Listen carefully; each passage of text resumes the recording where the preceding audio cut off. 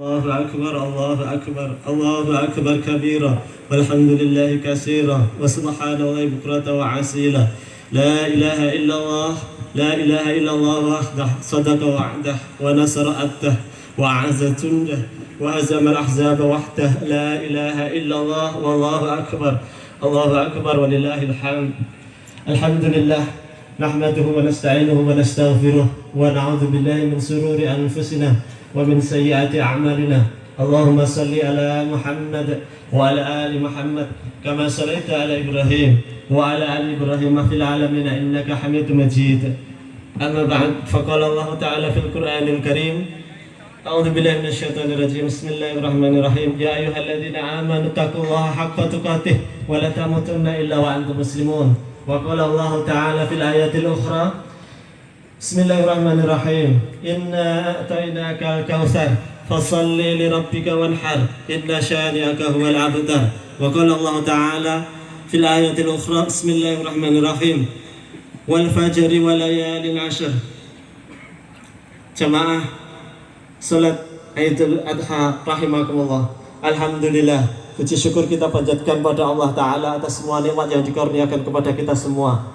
Dan tak lupa mari sholawat dan salam senantiasa terlimpah kepada junjungan Nabi besar Muhammad Sallallahu Alaihi Wasallam. Semoga kita termasuk orang-orang yang mendapatkan syafaatnya pada yaumil qiyamah. Ma'asyiral muslimin, jamaah salat Idul Adha rahimakumullah. Hari-hari ini kita berada di bulan yang sangat mulia sekali, yakni bulan Dzulhijjah. Ada di dalamnya Idul Adha. Sebuah perkataan tentu ada maksudnya. Kenapa dinamakan Idul Adha? Aid itu artinya secara harfiah makna bahasa artinya kembali. Aid artinya pula hari raya. Kenapa?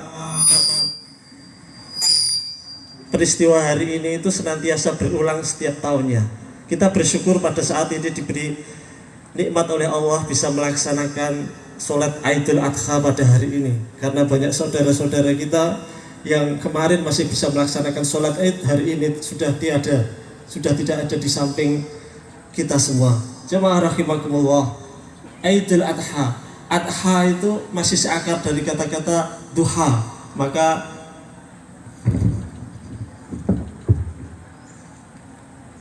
pelaksanaan Idul Adha di saat waktu duha, atau pula Adha itu dari kata dohiyah, artinya penyembelihan.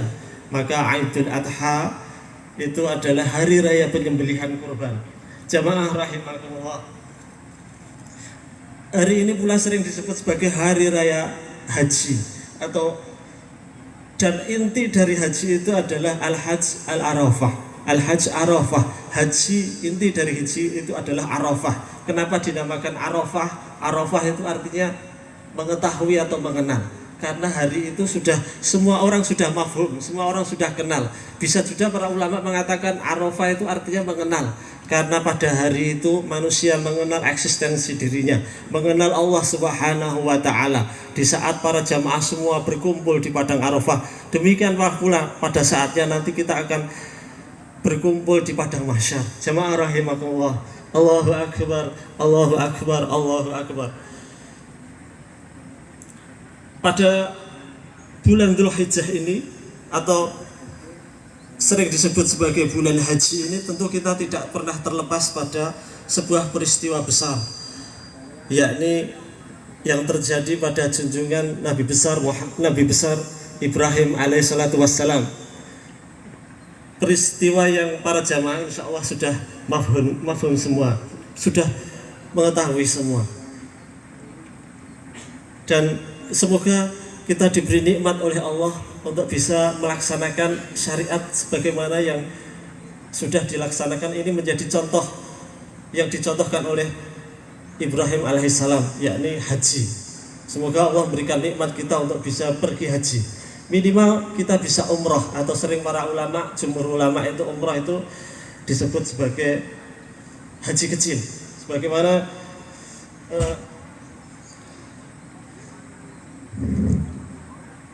dalam berbagai riwayat disebutkan bahwasanya keutamaannya sangat luar biasa sekali. al-umrah ila al-umrah kafaratun lima bainahuma wal hajj mabrur laisa lahu jazaa'un illa jannah. Di antara umrah kepada umrah berikutnya itu menjadi kafarat bagi dosa-dosa kita. Begitu juga orang yang melaksanakan haji mabrur tiada balasan baginya kecuali surganya Allah Ta'ala. Ma'asyiral muslimin rahimakumullah, syariatnya haji itu tidak pernah lepas dari peristiwa yang dialami oleh Ibrahim dan keluarganya. Makanya pada hari ini saya ingin menyampaikan satu hal untuk kita belajar pada junjungan besar Nabi Muhammad, Nabi Ibrahim alaihissalam.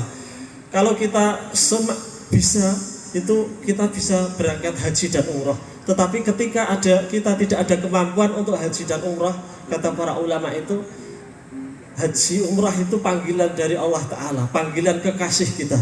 Kalau kita tidak bisa hadir di rumahnya kekasih kita, maka apa yang harus kita lakukan?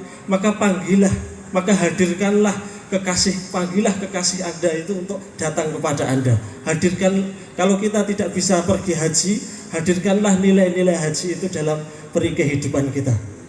Para jamaah rahimakumullah.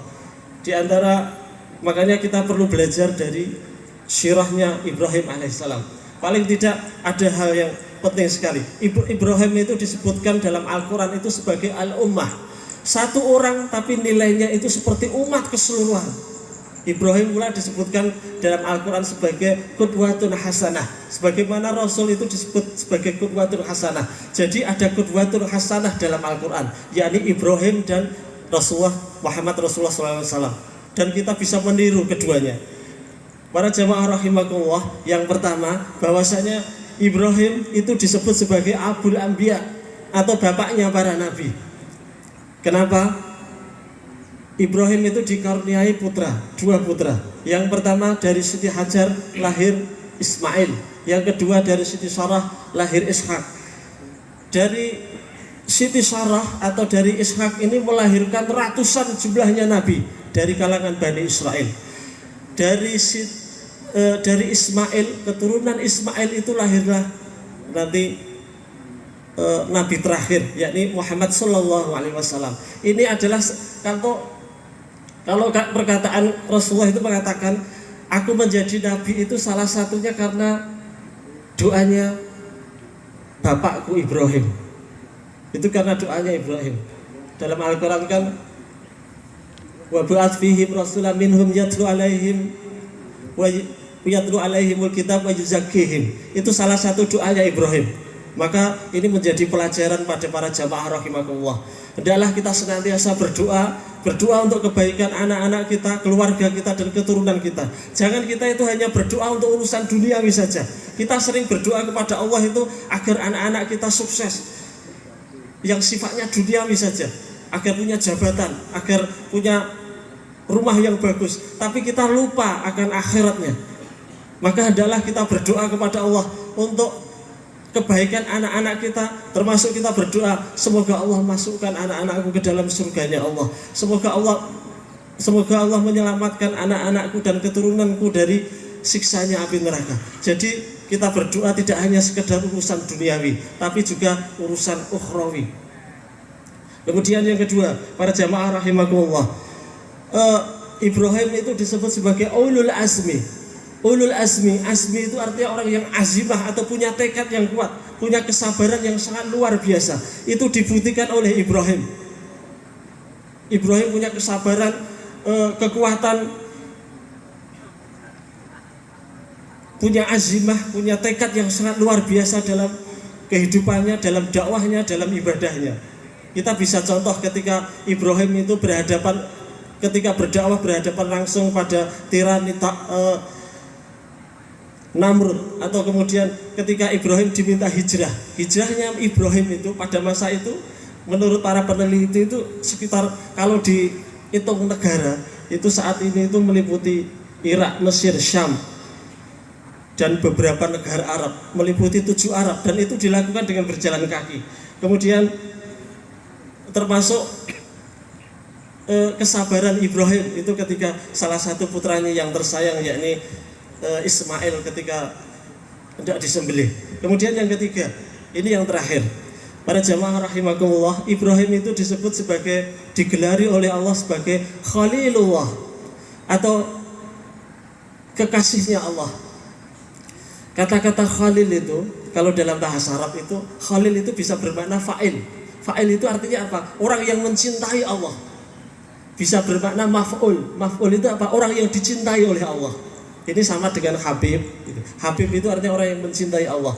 Bisa berarti yang dicintai oleh Allah. Kata-kata Khalil itu kalau asal kata dari kata halala, artinya apa? Merasuk. Cintanya begitu merasuk ke relung hati sampai ke dalam-dalamnya. Khalil dari kata khullah. Khullah itu artinya apa? Khullah itu artinya cinta yang sangat murni. Cinta yang sangat murni hanya kepada Allah. Maka para ulama menyebutkan kenapa kok Ibrahim itu dinamai Khalilullah. Ada beberapa sebab kata para ulama. Semoga dengan memahami sebab-sebab ini kita termasuk bisa menjadi orang-orang yang sebagaimana Ibrahim, yakni menjadi Khalilullah, menjadi kekasih di antara kekasih-kekasihnya Allah.